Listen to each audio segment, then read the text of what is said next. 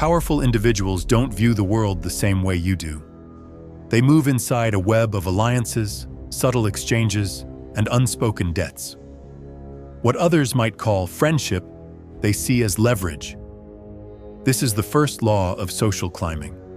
To connect with power, you must understand that no bond is ever neutral. Every connection you make either raises or lowers your position in the invisible hierarchy that governs all human relationships. Most people fail at this stage because they approach the powerful as equals, thinking that admiration, respect, or hard work will open doors. But this is a grave mistake. Power doesn't respond to goodwill or admiration alone. It speaks its own language, and to master it, you must speak it fluently. Machiavelli understood this centuries ago when he observed that favor with rulers is not earned through virtue but through usefulness. In his own time, Cesare Borgia, the ruthless duke, illustrated this very point. Borgia climbed through the ranks by being indispensable to his father, Pope Alexander VI. He didn't rely on moral virtue or flattering words. Instead, he became a tool of power, conquering Romagna with brutal efficiency. If you want to be seen, you must be useful, not just admirable. To become part of the machine, you must find your role in it. Being impressive but irrelevant makes you invisible, just like a king without a kingdom. So the first law is simple. Never approach power as a beggar. Approach as an answer. The moment you show need, you've already lost status. But the moment you show value, the dynamic shifts. Those with power are constantly surrounded by takers, advisors, flatterers, and parasites disguised as allies. They can feel the difference when someone adds weight to their empire or drains it. Your job is to position yourself as a stabilizer, someone who quietly makes things easier, smoother, and stronger. You don't compete with their power. You complete it. Think of the great tactician Augustus. After the death of Julius Caesar, Augustus understood the significance of alliances. While others competed for dominance, he quietly positioned himself as the unifying force. By aligning with the powerful and offering them stability, he rose to the position of Roman emperor, not through force, but through strategic harmony. But to do this, you must follow the second law. Observe before you move. The greatest mistake a social climber makes is acting too fast, speaking too much, or revealing too much too soon. Machiavelli wrote that one must study men as one studies the terrain before battle. The powerful often hide behind facades, but their true desires, fears, and insecurities always leak through the cracks, through their tone, timing, who they listen to, and who they cut off. Your task at this stage is not to impress, but to diagnose. You are there to study, to understand, to learn. Because once you know what they truly crave, recognition, loyalty, amusement, or admiration, you can deliver it in a form they cannot resist. Consider Julius Caesar's approach. He didn't just seize power through force. He understood the psychological needs of those around him. He knew when to give, when to take, and how to make people feel smarter, more powerful, and indispensable. So the third law follows. Mirror their world, not yours. The powerful expect familiarity, not foreignness. They trust those who reflect their values back to them, even subtly. You don't copy them, you harmonize with them. If they are pragmatic, you become practical. If they prize exclusivity, you speak in the language of rarity.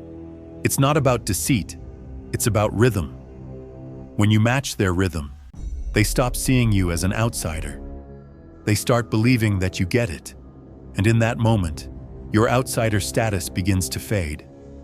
Yet harmony alone is not enough. You must preserve an air of mystery around your contributions. When you reveal everything you can offer, you become a commodity, and commodities are easily replaced. This insight was deeply understood by Cesare Borgia. While he was loyal to his father and essential to the papal power structure, he was never entirely known. His true ambitions and capabilities were always veiled, and his power was seen as mysterious and indispensable. The mystery surrounding him made him irresistible to those in power. So the fourth law: maintain mystery in your value. Make them perceive that you hold depths you have yet to reveal, connections you haven't mentioned, and reach that exceeds what you admit. This is Machiavellian genius. Partial revelation creates demand. The more you hold back, the more they want to know. At a modern-day networking event, hint at having a few undisclosed projects in the pipeline without elaborating. This creates curiosity, an emotional hook that draws others toward you. Your success lies in the sense that there's more to you than meets the eye. You evolve from just another face to a rare find. But be careful, for the fifth law warns: appear humble in ambition, yet fierce in execution. Those in power despise overt hunger for status. It reminds them of their own climb, of the years they spent clawing upwards. They prefer not to confront that reflection. Project calm, patience, and a disinterest in promotion. But when opportunities arise, strike decisively, even ruthlessly. Leaders instantly recognize this duality, restraint with purpose. It signals that you understand the rules, but you play them on your own terms. Consider the example of Alexander the Great. While his charisma and ambition were undeniable, he also knew when to remain quiet, biding his time until he could make his move and strike decisively. Now, the sixth law: make powerful people compete for your loyalty. Nothing flatters the ego of a ruler more than believing that someone of value specifically chose them. If your loyalty seems automatic, it loses its worth. You must position yourself as someone worth courting. This is why Augustus, despite being the heir of Caesar, did not simply assume loyalty from the Roman Senate. He made them believe they were choosing him. It raised his stature without him ever overtly demanding it. In modern contexts, this might mean subtly letting influential figures know that you have other offers or that others are seeking your time and attention. Let this be known without directly stating it. Simply mention in passing, "I've been approached by several other key players," and watch how the dynamic shifts. And the seventh law: learn to turn flattery into strategy. Empty praise is poison. The powerful hear it constantly, so your compliments must stand out. Instead of saying, "You're brilliant," say, "Your timing on that decision was impeccable. No one else could have read the moment that clearly." This conveys not just admiration, but insight, a recognition of the qualities they value most: judgment, intelligence, control. When you reinforce their self-image in the right ways, they associate that positive feeling with you. But always remember the eighth law: never let your ambition outshine theirs. Even if you are more talented, more insightful, or more capable, don't flaunt it. Power has a fragile ego. As Machiavelli warned, those who seem to threaten a prince's superiority will be crushed, not because they are dangerous, but because they make the ruler feel vulnerable. The art lies in concealing your strength behind deference. Let your achievements appear to serve theirs. The clever social climber hides their sharpness behind obedience. Power protects those who appear loyal and destroys those who appear equal. In modern business environments, it's similar to giving credit to your boss when presenting a breakthrough idea. This builds directly on the strategy you outlined last quarter.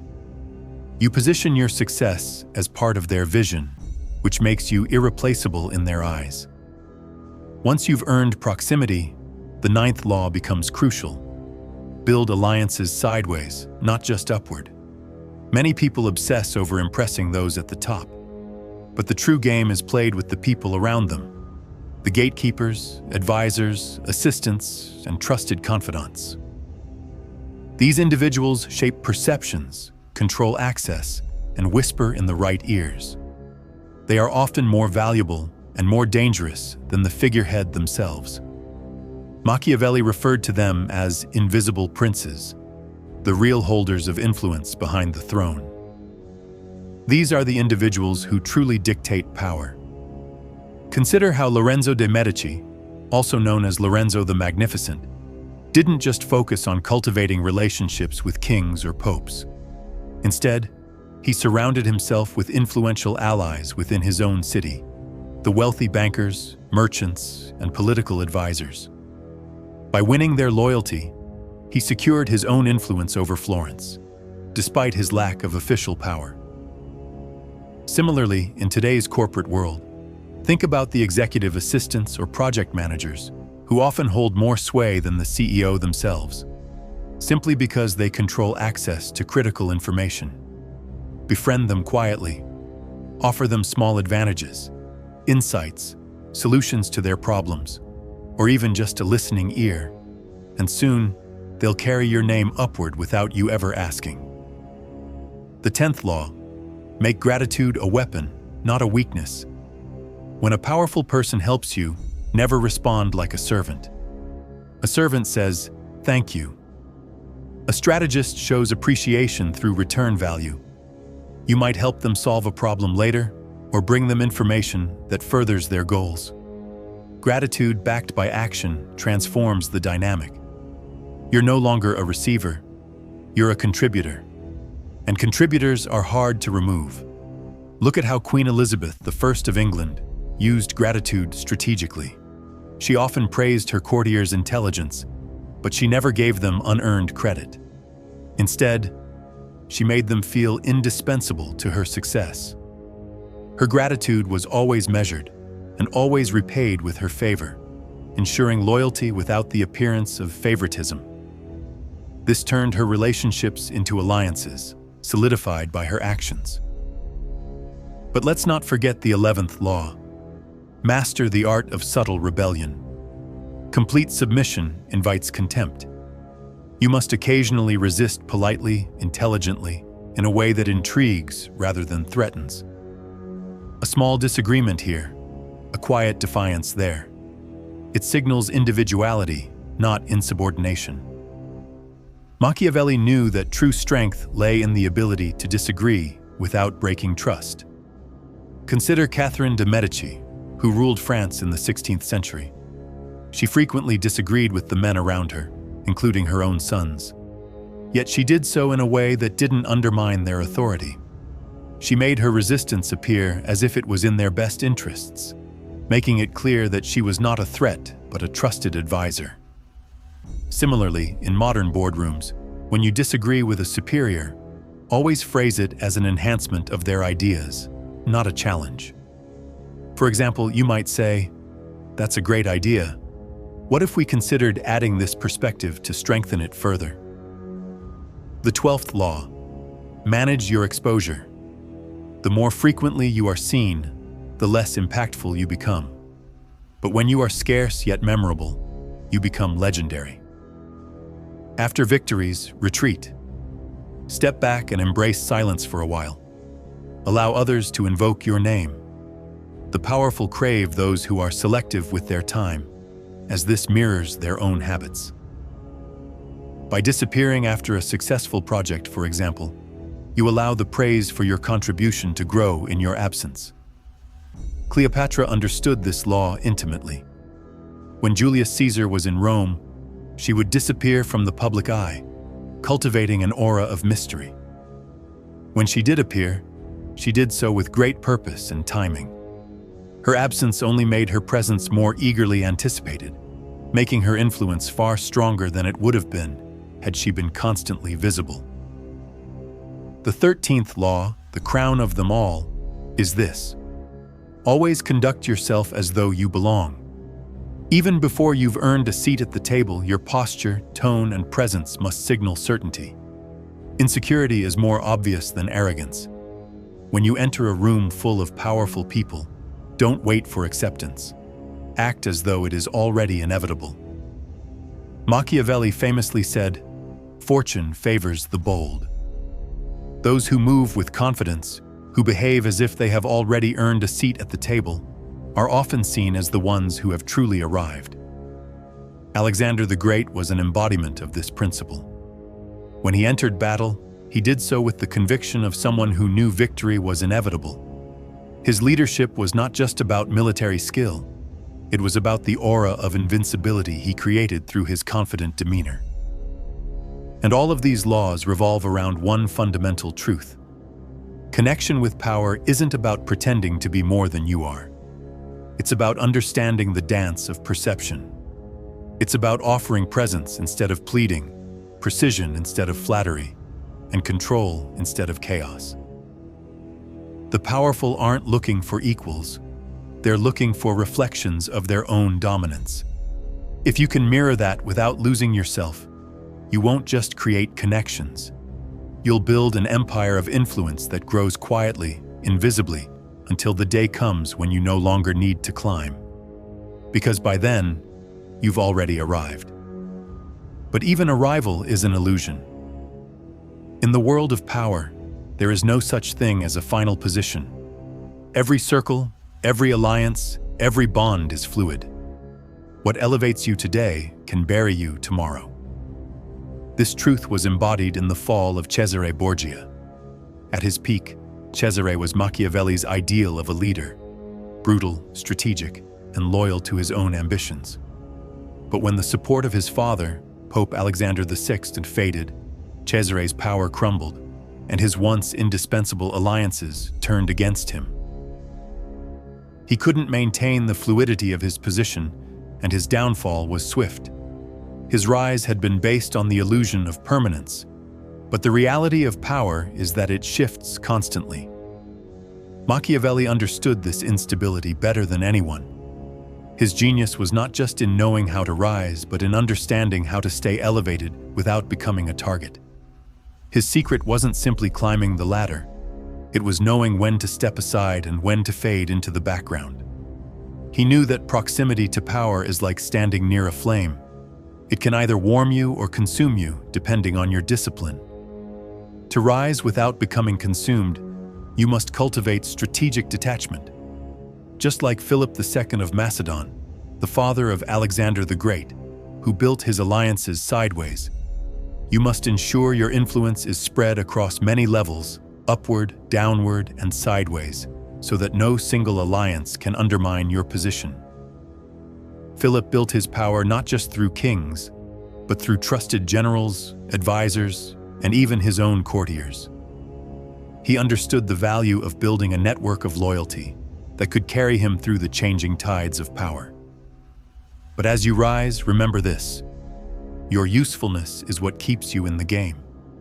Just like Machiavelli's courtiers, you survive by being the rare few who make rulers feel safer during uncertain times. You must simplify chaos for those in power, making their lives easier, and in turn, you become indispensable. Once you've reached this stage of influence, you will find that power dynamics shift constantly. The game becomes about subtle mastery. It is not about striving for attention, but about wielding influence with deliberate restraint. The higher you rise, the more important it becomes to control your visibility and manage perceptions carefully. Power is never about showing your cards. It's about letting others wonder what you have. You must learn to make strategic disappearances. When you vanish at the right moments, it keeps your presence magnetic and your value heightened. You need to step back after each success. Allow your achievements to circulate in your absence. Just like Cleopatra, who was often seen only when necessary, creating an aura of mystery. This strategy keeps people wanting more of you without ever feeling like they have completely consumed you. Cleopatra's mystery wasn't just about physical disappearance, but also about psychological presence. When she was present in Rome, she knew how to use the moment to her advantage, creating alliances and framing herself as both an ally and a mystery. She didn't just use physical distance to retain her power. She used psychological distance to make others desire her without fully possessing her. By doing this, she elevated herself in the eyes of those around her, both in power and beyond. When you leave after an achievement, give the room a chance to miss you. Let others speak your name. The more selective you are with your presence, the more people will crave your attention, much like the most powerful figures in history have done. Augustus, who knew how to manage both his visibility and invisibility, didn't simply fade away after victories. He controlled when to show up and when to stay in the background. His rare appearances built anticipation and ensured that when he spoke, people listened. The 14th law: don't seek immediate validation. When your worth is undeniable, you won't have to chase recognition. People will begin to anticipate your opinion before you even speak, and you will shape the room without needing to dominate it. This is where patience becomes a powerful tool. Influence is a long-term game, not something that can be built overnight. You must master the art of controlled usefulness. This concept was famously exemplified by Machiavelli's courtiers, who didn't survive by being charming or outspoken, but by being indispensable at just the right moment. Cesare Borgia rose to power because he was strategically useful to his father, Pope Alexander VI. Yet, when his father's influence waned, Cesare's dependence on his family left him vulnerable. Borgia's downfall serves as a cautionary tale: never become too dependent on any single person. Power is strongest when it's distributed across many networks, relationships, and spheres. As you cultivate alliances, never forget to guard your reputation. Reputation can be a double-edged sword. If you're not careful, it can either elevate or bury you. Machiavelli warned that reputation often decides wars before they even begin. The Medici family, for instance, was able to hold on to power not just through military strength or wealth, but through carefully curated public perception. Their reputation for control, wisdom, and being untouchable made them formidable, even in times of crisis. The 15th law: don't flaunt your success, but instead, make others speak your name. This is what King Louis XII of France mastered. Rather than showcasing his achievements, he made those around him feel as if his success was their own. His subtle manipulation of others' emotions and the constant affirmation of their role in his success solidified his position. Machiavelli understood this very well. True power doesn't come from announcing your value. It comes from creating a narrative where others perceive you as essential, indispensable, and irreplaceable. The more people feel like they've chosen you, the more their loyalty becomes genuine. This was the genius of Machiavelli, his understanding of the psychological dance of power, knowing when to push, when to pull back, and when to let others define your worth for you. The 16th law: understand the art of emotional manipulation. The highest levels of power aren't just about intellect, they are about emotional calibration. The elite don't want cold facts. They want affirmation disguised as challenge. They want to feel smarter, more capable after speaking with you, not smaller. This is where your ability to frame disagreement as enhancement becomes crucial. When you disagree, do it in a way that makes them feel as though they've arrived at the better idea because of your input. Think of Julius Caesar again. He didn't strike down his political enemies with sheer force. He manipulated their emotional landscapes, turning potential adversaries into allies, because he knew how to make people feel secure, informed, and wise without ever publicly humiliating them. In a modern office setting, when you disagree with a colleague, instead of saying, "That won't work," say, "What if we adjust this slightly? It could add value." This way, you guide the conversation without directly opposing them, ensuring they don't feel threatened. But the most important skill in mastering emotional control is to remain the calmest person in the room. When the chaos rises and the tension builds, it is your composure that will set you apart. Machiavelli praised leaders who could remain serene amidst crisis, because it is in those moments that true authority is revealed. In a corporate meeting, when others react hastily. Your calm demeanor will not only gain respect, but also subtly shift the balance of power in your favor. Empathy plays a critical role here, especially when dealing with insecurities. Every person of power carries hidden fears of betrayal, of losing control, of becoming irrelevant. Your job is not to exploit these vulnerabilities, but to soothe them. Let them know you understand, but without judgment. King Louis XII, for example, only trusted those who made him feel safe in his insecurities. By carefully handling his emotions and fears, his advisors gained not only his trust, but his unwavering loyalty. However, never let your life revolve solely around the powerful. Machiavelli warned that those who depend too heavily on one patron become vulnerable. Oliverotto da Fermo is a perfect example. He put all his trust in one man and ended up betrayed. Power works best when you cultivate layers of influence, connections above, across, and below you. Your independence is your true strength. Build alliances on multiple levels so that if one falls, others remain strong. In today's corporate world, network with not just the executives, but also with their teams, assistants, and even the emerging leaders below you. The true game is played in the quiet spaces, the people who hold the keys to power without ever needing the spotlight. As you continue to rise, never forget the principle that defines your emotional control. Power isn't just about intellectual dominance or brute force. The true key to power lies in emotional supremacy. The higher you climb, the more you'll encounter envy, provocation, and subtle disrespect. You'll be tested, often by those who feel threatened by your growing influence. How you handle these tests is what will ultimately determine your standing. When someone tests your composure, don't react with visible offense. A calm smile when faced with insult or challenge is often far more frightening than anger.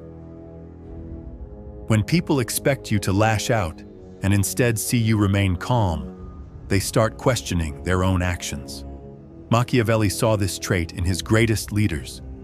The ability to remain unreadable, to keep your emotions in check during moments of high tension, is a power move in itself. Take Agathocles of Syracuse, who came to power through violence and cunning. Despite his ruthless actions, he never let his emotions show, even in the face of betrayal. By staying composed, he cultivated an image of strength and decisiveness, which made others trust him, even as they feared him. Your ability to manage your emotional reactions will directly influence how others perceive your power. People naturally gravitate toward those who seem steady, unflappable in the face of adversity. In a modern-day boardroom or political setting, Machiavelli's emotional supremacy is key. Never let anyone see you sweat. Your calmness and your ability to stay composed under pressure will command more respect than any outburst ever could. Now, the paradox of emotional control. Rise socially while remaining detached. As you ascend, the elite world becomes a place where emotional attachment can blur your judgment. In the powerful world, attachment can be a weakness. You cannot afford to become emotionally invested in any one person or situation. This is a truth that Machiavelli understood well. His insight was that true mastery of power involves a balance of emotional control and selective intimacy. You must learn to detach emotionally from the powerful, but without becoming distant or cold. Empathize, but do not idolize. Show care, but don't make yourself essential to any single person's success. Catherine de' Medici, one of the most powerful women in Renaissance France, exemplified this perfectly. She was deeply involved in the politics of her time, but never allowed herself to become emotionally dependent on any single ally. She always kept an emotional distance, using people as tools while still maintaining loyalty to her own purpose. She showed empathy, yet never allowed affection to cloud her decisions. This balance between emotional closeness and detachment is a key factor in your rise. You must be warm enough to connect, but distant enough to never become reliant. The elite want to feel you can walk away at any time, which is why they will treat you with more care. The 16th law is simple but powerful. Use humor strategically. Machiavelli never explicitly said this, but he certainly practiced it. Humor is one of the most potent tools in the social climber's arsenal. When used appropriately, humor disarms others, creates bonds, and signals emotional intelligence. But timing is everything. A well-timed joke at the right moment can ease tension, break the ice, and help you gain favor with those who might otherwise be wary of you. However, forced laughter or jokes that feel performative will only undermine your authority. Humor is most effective when it feels natural, spontaneous, and genuine. When done right, it shows that you can connect with others on a human level, without the need for dominance. Remember how King Ferdinand of Aragon used humor during delicate negotiations. His wit diffused potential tensions, making others feel at ease around him. In a corporate negotiation today, a well-timed remark can often win allies without making you seem weak or unprepared. For instance, after a tense meeting, saying something like, "If this deal falls through, at least we'll have a great story for next year's conference," can lighten the mood and show that you are confident without being arrogant. Humor also provides equality. When you can laugh with the powerful, you become part of their inner circle. It breaks down hierarchies, even if only temporarily. The elite need to feel that they are not being judged or threatened by those around them. Humor is a way to erase rank temporarily, showing that, at least for a moment, you are an equal. This brings us to another key rule: leave a trace. Power is not about being remembered for everything you say or do. It's about leaving an impression that lingers, even after you're gone. The most powerful figures in history didn't dominate conversations. They left people thinking about them long after they left the room. Take Hannibal, who led the Carthaginian army against Rome. Even after his defeat, his tactics and military genius left a lasting impression on the Romans. The Romans admired Hannibal not just for his victories, but for the way he challenged their beliefs and forced them to adapt. In a modern context, after a meeting, you might want to leave a thought that sticks with the decision makers. For example, you could finish by saying, "I believe we're on the right track, but have we considered this untapped market?"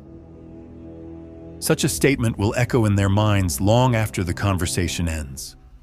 People remember not just the content, but the impression you leave.